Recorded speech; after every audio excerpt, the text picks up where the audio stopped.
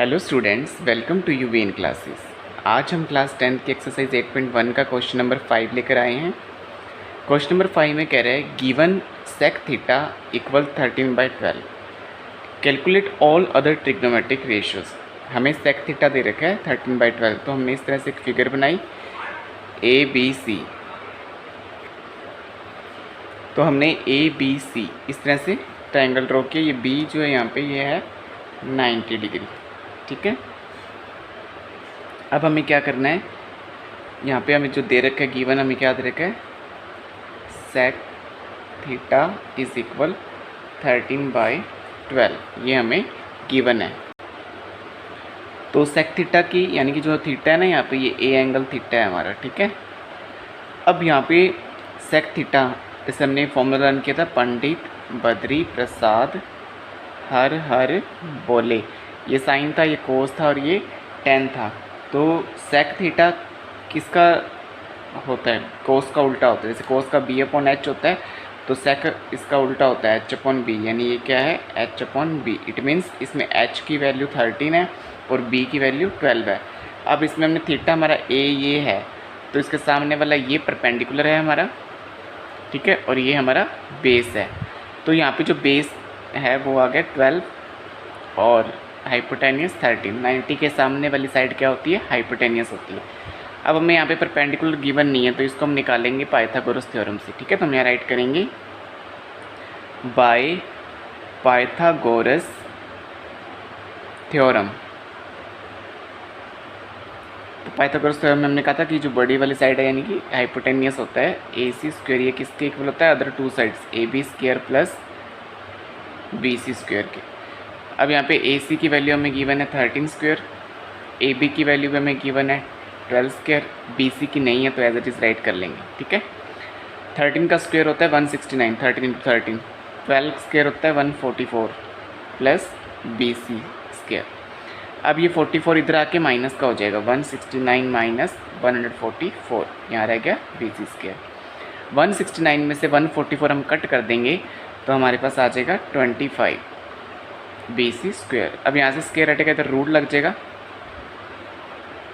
तो 25 किसका रूट होता है 5, इसका रूट 5 हो जाएगा, मतलब 5 5 25 होते हैं, ठीक है। तो 5 बी सी यानी कि बी सी की वैल्यू ये हमारे पास कितनी आ गई, 5 आ गई, ठीक है। अब हमारे पास तीनों साइड आ गई, ये चीज़ हमने निकाल ली। अब यहाँ पे हमें क्या कह रहा है, calculate all other trigonometric ratios. जितने भी ट्रिग्नोमेट्रिक रेशियोज़ वो आपको निकालने हैं। सेक तो हमें दे ही रखा था, इसके अलावा जो बाकी होते हैं तो उनको हम ऐसे राइट कर लेते हैं। यहाँ पे कौन कौन से होते हैं, sine theta, cos theta, tan theta, cot theta, cosec theta, ठीक है। ये अदर जो रह रहे हैं उनका हम निकाल लेते हैं।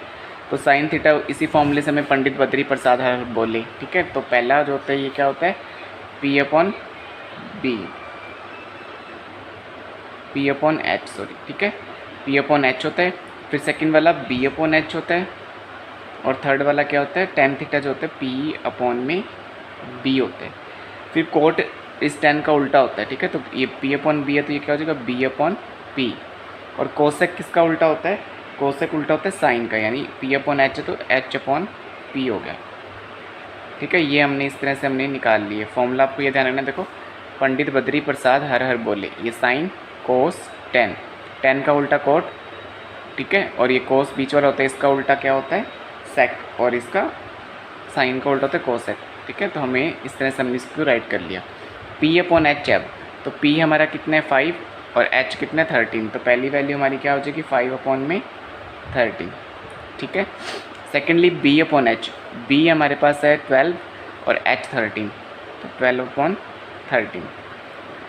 थर्डली जो हमें दे रखा है tan theta, B P upon B, perpendicular हमने निकाला है 5 और बेस हमें दे रखा है 12। इसी तरह से कोड बी अपॉन पी एस का उल्टा, तो 12/5 हो जाएगा, ठीक है। और एच अपॉन पी जो है ये हमारा कितना हो जाएगा, एच हमारा कितना था 13 और पी हमारा कितना है 5, ठीक है। तो ये हमारे रिक्वायर्ड आंसर हो जाएंगे। ठीक है। तो ये ट्रिग्नोमेट्रिक रेशियोज जो अदर रह रहे थे वो फाइंड हो गए हमारे। Now question number 6। Question number 6 में क्या कह रहा है, if angle A and B are acute angle such that cos A equal cos B then show that angle A angle B के इक्वल है। ये कह रहा है एंगल ए और एंगल बी,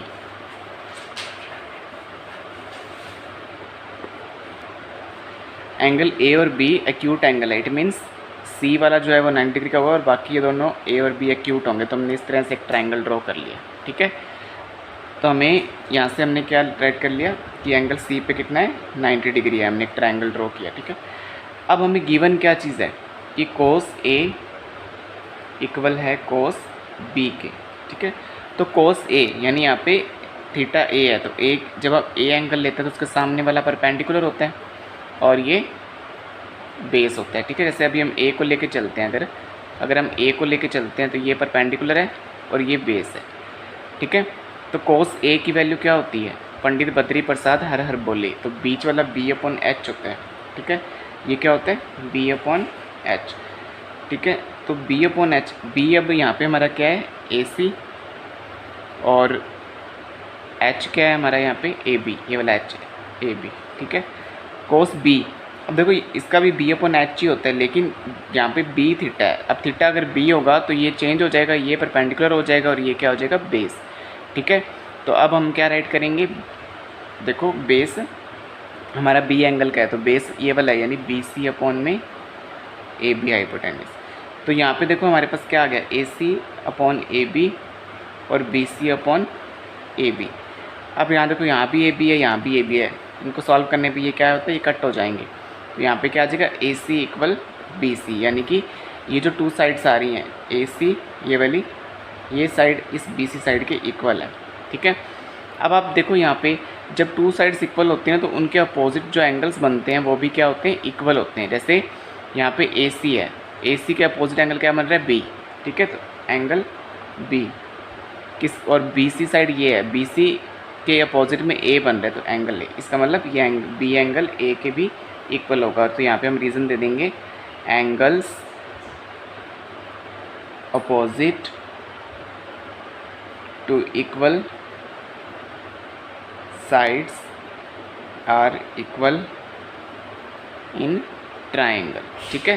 किसी ट्राइंगल में अगर साइड्स इक्वल होती हैं तो उसके जो अपोजिट एंगल होते हैं वो भी क्या इक्वल होते हैं।